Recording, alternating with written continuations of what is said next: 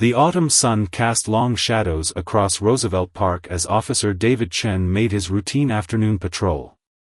23 years on the force had taught him to notice the small details, the way leaves scattered in unusual patterns, the subtle shifts in regular parkgoers' behaviors, and especially the presence of newcomers in his beat. That's why the elderly man on the chess table caught his attention. Most of the park's chess players gathered near the fountain, but this gentleman sat alone at a table far from the usual spots. His weathered hands arranged and rearranged the pieces with practiced precision, playing both sides of the board in what appeared to be an intense match against himself. What struck Officer Chen wasn't just the man's solitude, but the expensive camera equipment carefully placed beside him. In a neighborhood that had recently seen a spike in theft, such valuable gear left in the open was concerning. The officer also noticed how the man would occasionally pause his game to take photographs of seemingly random things, a child's abandoned toy, a dog walker's morning routine, the maintenance staff's activities.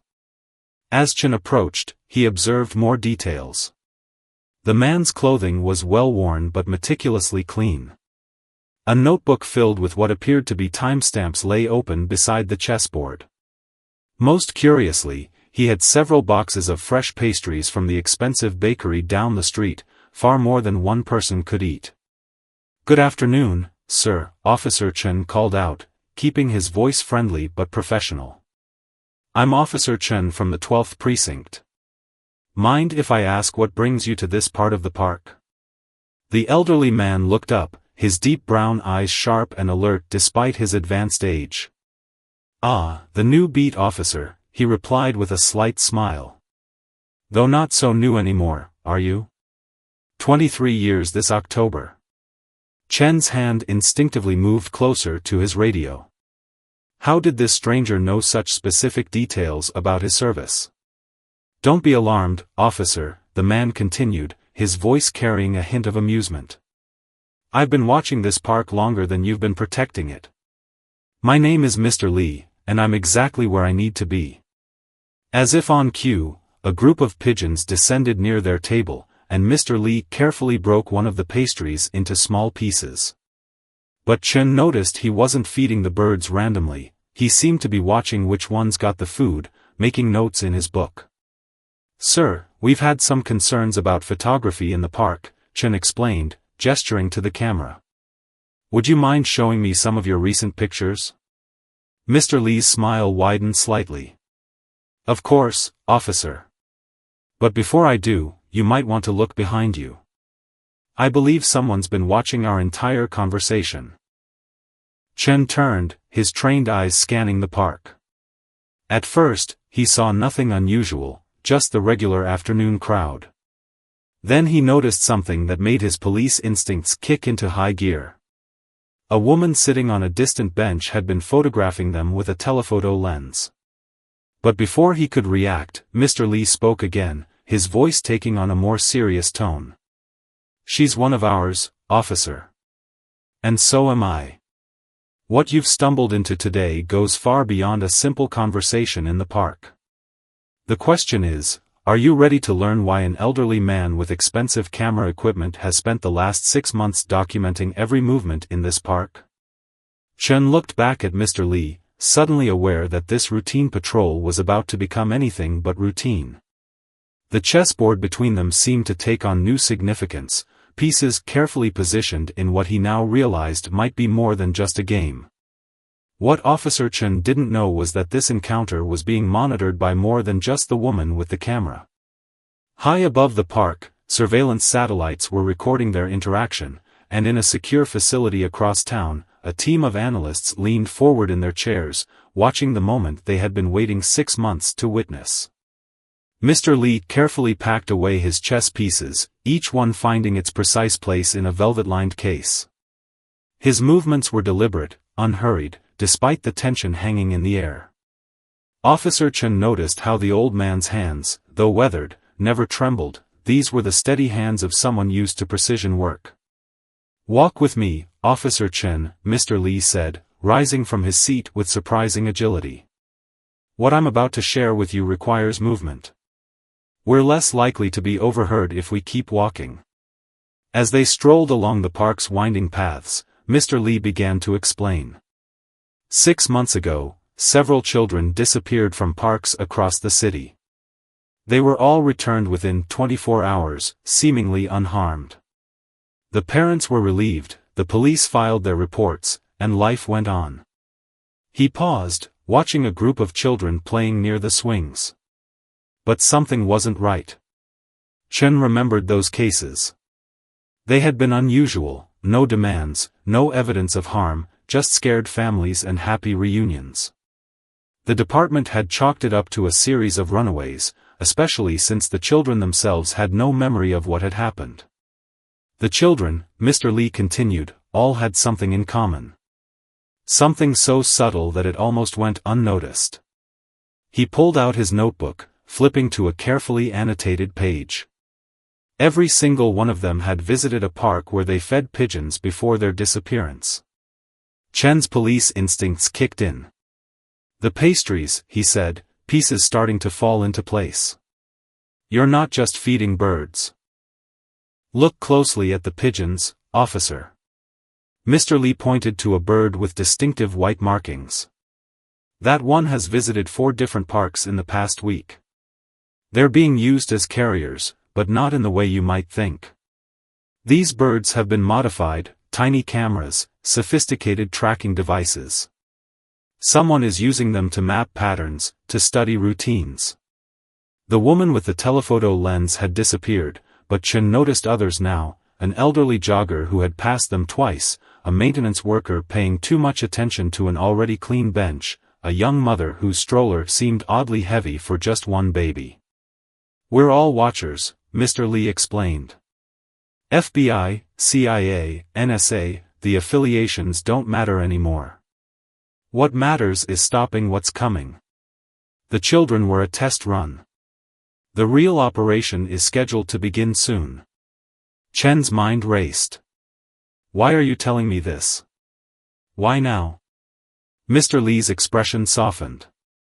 Because 23 years ago, you did something remarkable. Your first week on the force, you stopped to help an elderly Chinese man who had fallen near this very park. You didn't just call an ambulance, you sat with him, learned a few words in Mandarin, even visited him in the hospital. He paused, letting the memory sink in. That man was my brother. The chess games, Chen realized, hadn't been random. Each piece placement, every move, had been recording something. The board was a map, the pieces representing key locations and players in whatever was unfolding in his park. The camera isn't just for surveillance, Mr. Lee continued, leading them toward a less frequented path. It's been recording heat signatures. Someone has been laying groundwork, electrical lines, signal repeaters, things that don't belong. They're building something, piece by piece, right under everyone's noses. A child's laugh echoed across the park, making both men turn. A young girl was feeding pigeons, her mother watching nearby. But Chen noticed how Mr. Lee tensed, his hand tightening on his camera. That woman isn't the girl's mother, he whispered. She's been here 3 times this week, each time with a different child. We've been watching, documenting, but we couldn't intervene without risking the larger operation. Today, though, something's different. They're accelerating their timeline.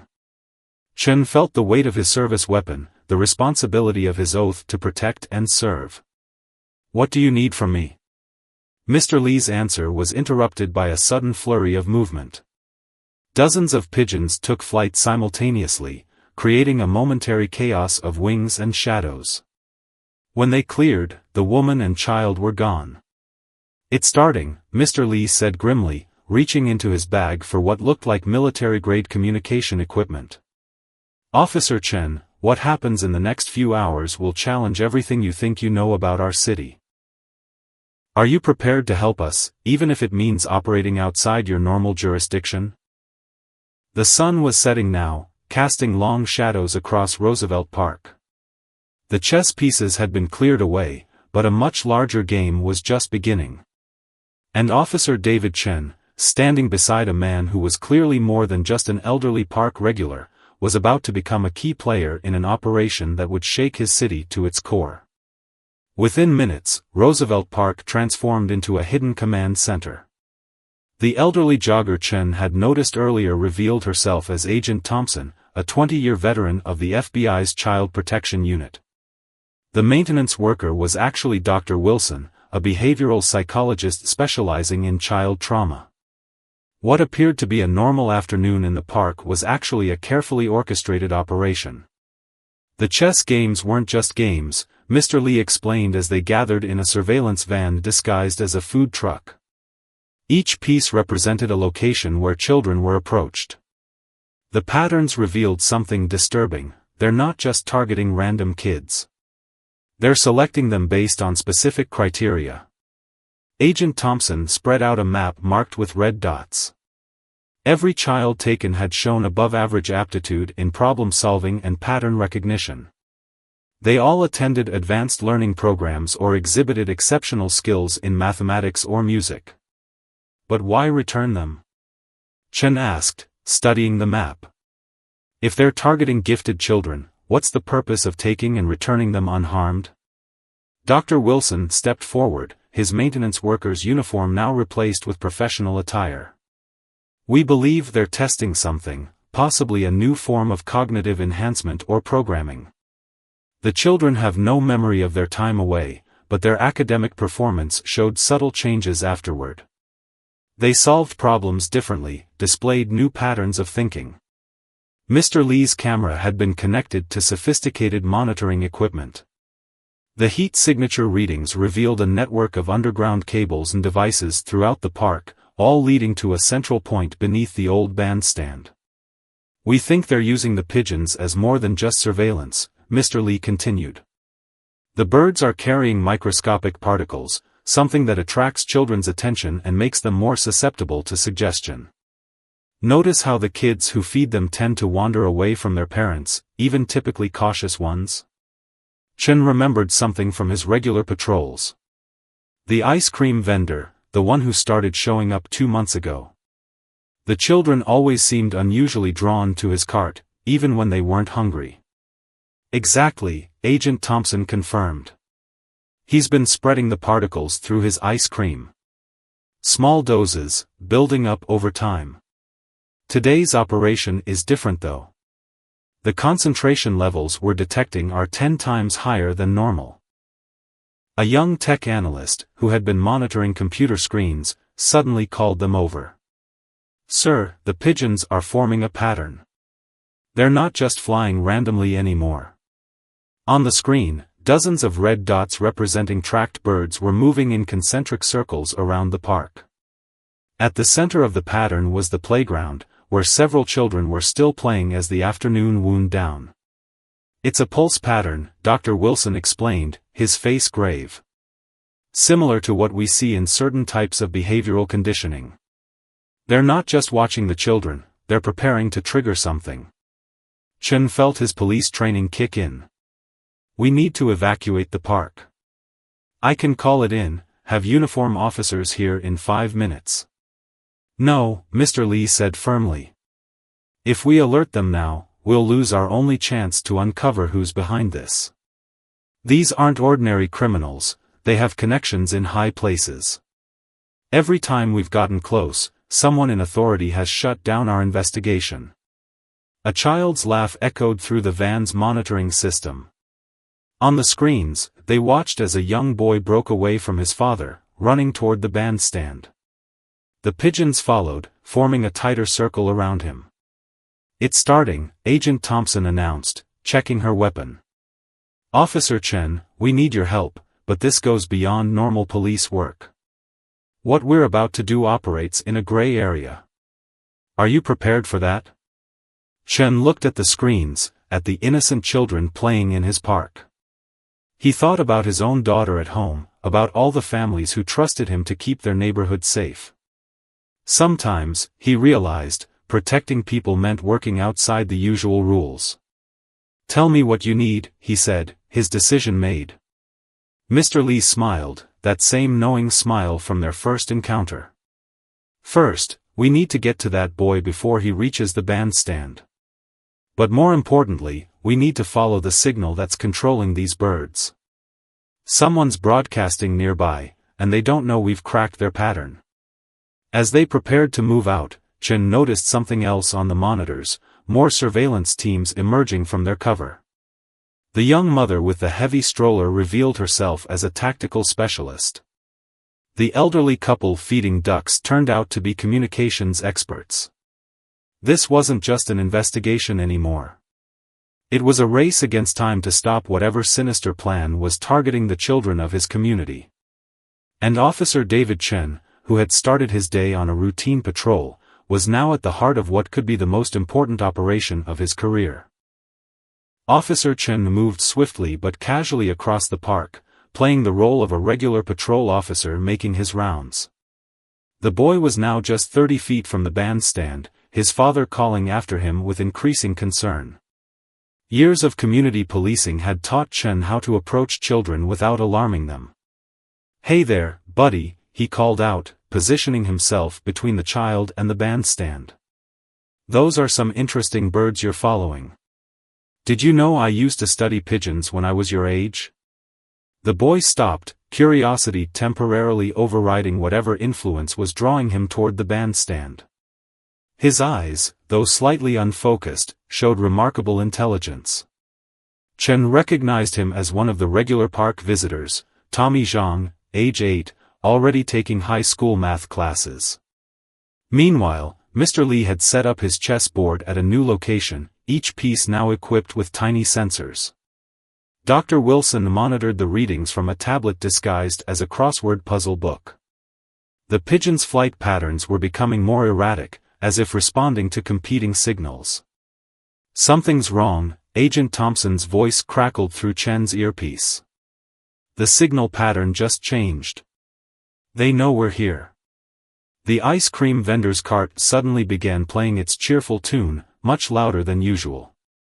More children started moving toward the bandstand, breaking away from their parents. Chen watched in horror as Tommy's eyes glazed over again, the boy trying to step around him. "Now, Officer Chen," Mr. Li commanded through the radio. "The interference device, use it."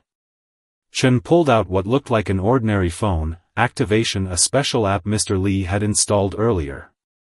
A high-pitched sound, inaudible to humans, caused the pigeons to scatter in confusion. Children across the park stopped in their tracks, shaking their heads as if waking from a dream. But their success was short-lived. The ice cream cart exploded into motion, its cheerful exterior falling away to reveal sophisticated electronic equipment. The vendor, now dropping his friendly demeanor, typed rapidly on a hidden keyboard. "He's trying to override our interference," Dr. Wilson shouted. "The signal's getting stronger."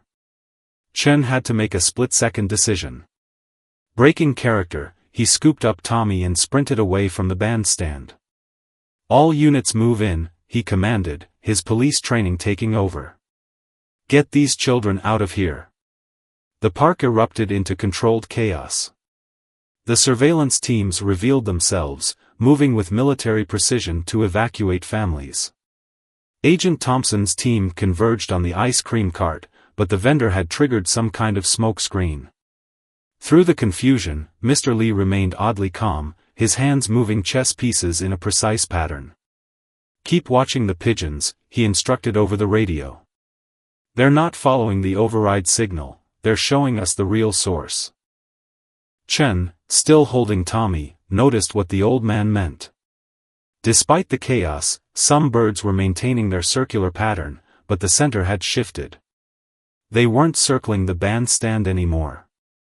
Their focus had moved to an ordinary-looking maintenance shed on the park's edge. The bandstand was a decoy, Chen realized. "All this time, we've been watching the wrong location." Dr. Wilson's readings confirmed it. The shed's metal walls were masking a massive power signature. Whatever was controlling the birds, and influencing the children, was based there.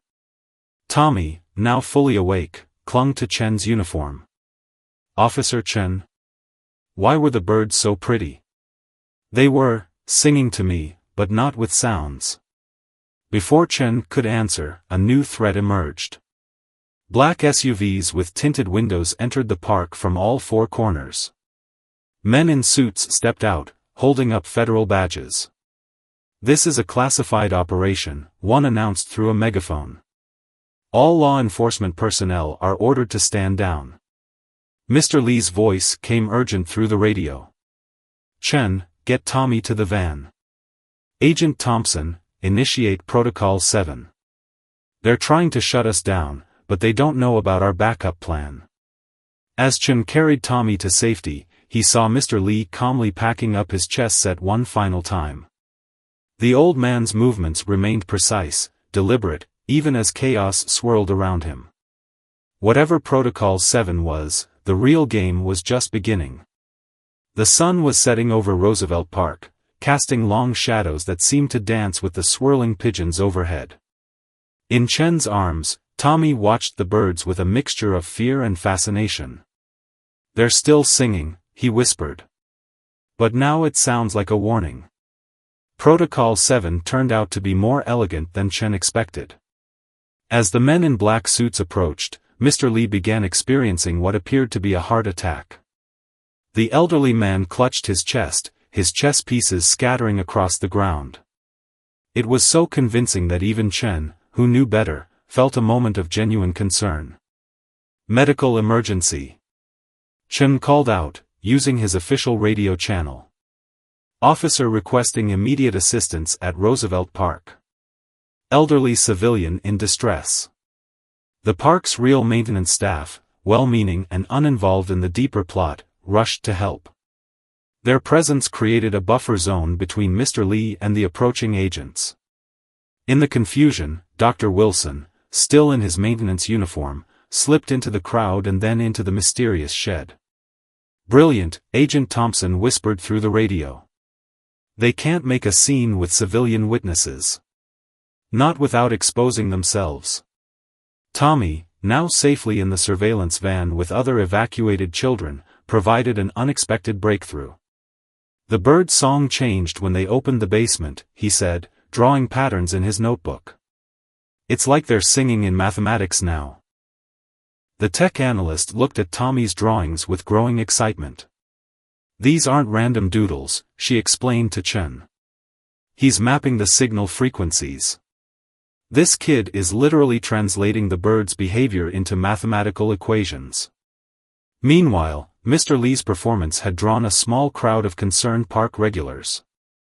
The approaching agents were forced to maintain their cover, unable to intervene without raising suspicion. Chen watched as the old man turned this moment of theater into an opportunity for subtle action. Each scattered chess piece, Chen realized, contained one of their miniature sensors. The accident had created a perfect surveillance perimeter around the shed. Mr. Lee, between convincing groans, was still conducting the operation. Officer Chen, a suited man approached, showing credentials. "I'm Agent Roberts, Homeland Security. This is now a federal matter. We'll take it from here." But Chen had been prepared for this. "Sorry, sir, but I've already called this in as a potential child endangerment situation. Department policy requires me to maintain scene control until our special victims unit arrives. I'm sure you understand, protecting children comes first." The mention of SVU changed the dynamic. Too many witnesses, too much official documentation. The suited men couldn't risk drawing attention to their operation. Inside the surveillance van, Tommy had filled several pages with equations. The tech analyst worked frantically to decode them. "This is incredible," she said. "The birds aren't just carrying surveillance equipment. They're part of a quantum communication network. These kids, they're somehow able to perceive and interact with it." Dr. Wilson's voice came through, barely a whisper, "I'm in the basement. You need to see this. They're not just studying the children's cognitive abilities. They're trying to enhance them. There's some kind of interface down here." Agent Thompson made a decision. "Chen, maintain your position. Keep those federal agents occupied. Mr. Lee, it's time for Act 2. The old man suddenly recovered from his heart attack, insisting he was fine. But now he was loudly demanding to file a police report about suspicious activities he'd witnessed in the park. More locals gathered, phones out, recording everything. The pigeons, Tommy called out suddenly. They're trying to tell us something else. The song, it's like a countdown. Through his earpiece, Chen heard Dr. Wilson's sharp intake of breath. He's right. This equipment, it's set for automated activation at sunset. Whatever they're planning, it's happening tonight. The suited men were now on their phones, speaking in urgent tones. More black SUVs appeared at the park entrances. The ice cream vendor had disappeared completely. Mr. Lee, still playing his role of concerned citizen, was actually positioning the gathering crowd to block all ground access to the shed. Parents with children, elderly couples, regular park-goers, all unwittingly becoming part of their defensive strategy. 20 minutes until sunset, the tech analyst announced. If we're going to act, it has to be now. Tommy tugged at Chen's sleeve. Officer Chen. The birds want to help. They don't like being used this way. If we can change their song. Chen looked at the boy, then at Mr. Lee, who gave an almost imperceptible nod. Sometimes, he realized, the biggest breakthroughs come from listening to those who see the world differently. The chess pieces scattered on the ground continued their silent work, gathering data, while above them, the pigeons circled in ever-changing patterns. As the sun crept toward the horizon, Officer Chen prepared himself for what would either be the most important operation of his career or the biggest mistake of his life. In the dimming light of Roosevelt Park, Officer Chen watched as Tommy worked with the tech analyst, translating the pigeons' patterns into complex mathematical sequences. The boy's small hands moved swiftly across multiple sheets of paper, his eyes darting between the numbers and the birds overhead. It's like a combination lock, Tommy explained, his voice filled with quiet confidence. The birds are showing us the numbers, but they're also showing us they're wrong. They want us to fix their song. Through his earpiece, Chen heard Dr. Wilson's urgent updates from the basement. There's a quantum interface down here, cutting-edge technology. They've been using the children's natural ability to perceive quantum patterns. The pigeons are just the delivery system. Mr. Lee, still surrounded by concerned park-goers, was secretly directing the operation through carefully coded conversations.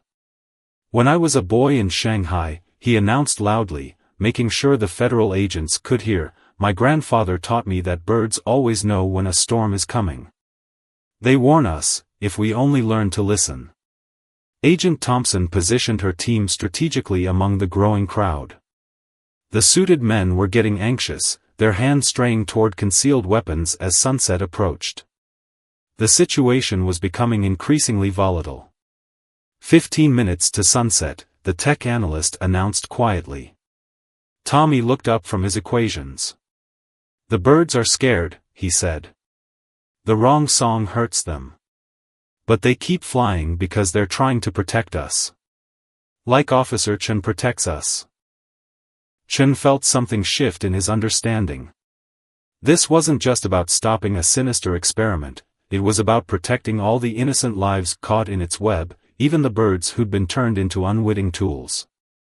Dr. Wilson's voice crackled through the radio. The interface is designed to amplify certain cognitive frequencies.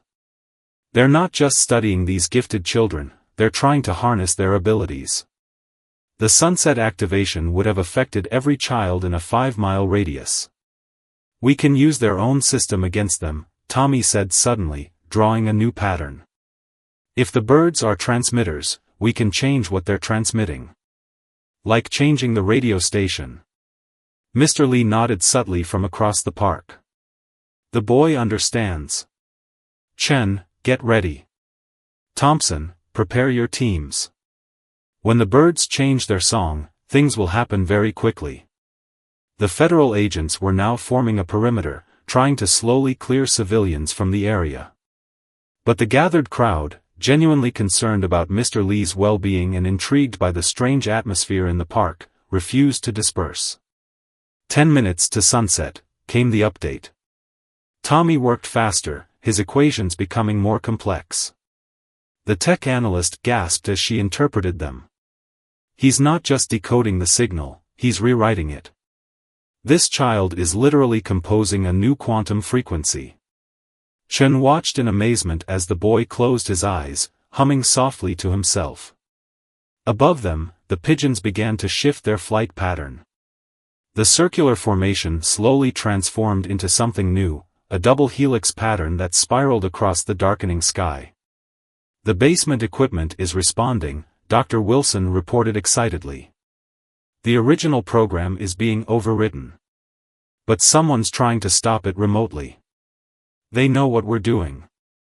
The ice cream cart's hidden electronics suddenly burst to life, emitting a high-pitched tone that made several children cover their ears. The federal agents moved forward, abandoning pretense. But Tommy remained focused, his hands moving in perfect synchronization with the birds overhead.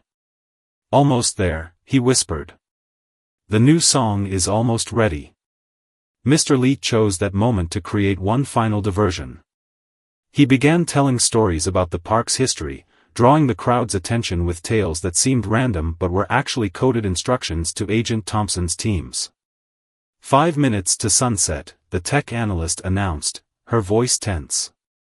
The bird's new pattern was now complete, a complex geometric shape that seemed to pulse with its own energy. Tommy opened his eyes, a smile of satisfaction crossing his face. Now, he said simply. Chen pressed the activation button on his modified phone, broadcasting Tommy's new frequency. The effect was immediate and stunning. The pigeon's synchronized movement created a visual display that caught everyone's attention, civilians, agents, and operatives alike. In the basement, Dr. Wilson reported rapidly changing readings as the original program was completely overridden. The federal agents' equipment began malfunctioning, their communications disrupted by the new quantum frequency. But what happened next would be talked about in whispered conversations for years to come. As the sun touched the horizon, Roosevelt Park became the stage for a convergence of science, nature, and human potential that no one present would ever forget. As the sun set over Roosevelt Park, Tommy's new frequency created an extraordinary chain reaction. The pigeons, now flying in perfect harmony, emitted a soft, blue-white glow, a side effect of the quantum particles they carried. The crowd gasped in wonder, phones raised to capture the unprecedented sight.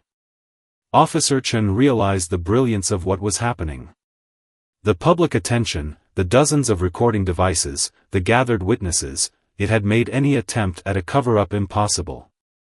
The federal agents couldn't disappear an entire crowd of civilians.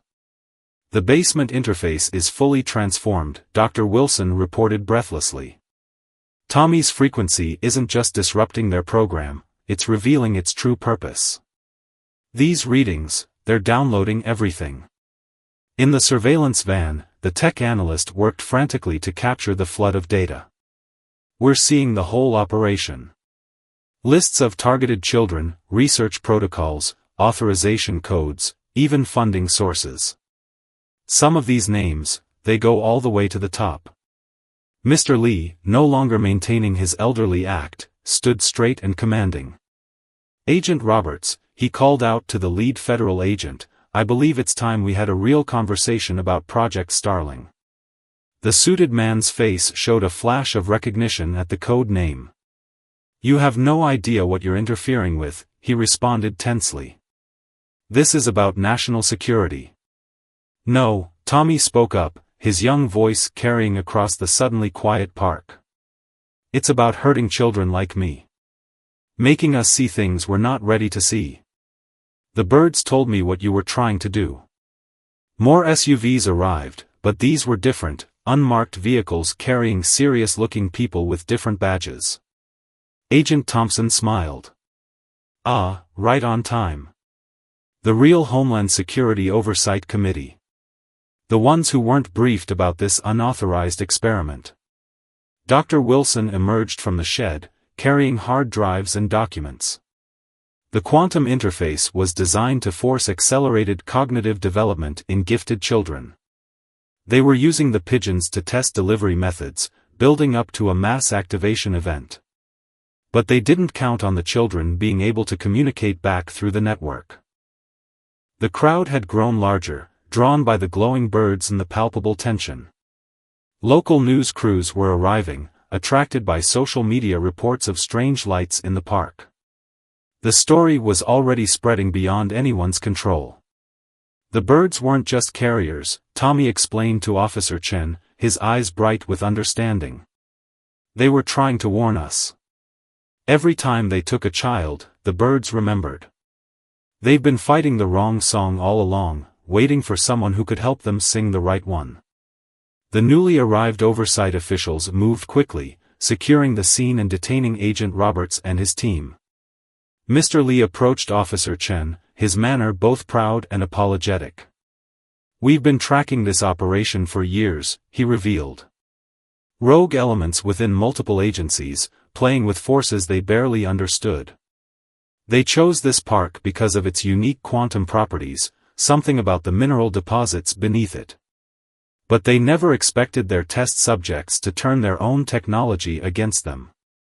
Agent Thompson was coordinating with the Oversight Committee, ensuring all evidence was properly documented.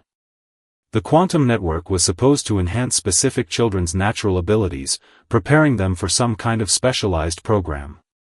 But they didn't realize that by opening these perceptions, they were also opening a channel for resistance. The glowing pigeons began to land, their mysterious light fading as Tommy's frequency completed its work. The birds gathered around the boy, cooing softly, no longer bound by the artificial patterns that had controlled them. Dr. Wilson reviewed the downloaded data with growing concern. They were planning to expand this nationwide. Every park, every playground, they were going to turn them all into cognitive enhancement zones. The damage to developing minds would have been catastrophic.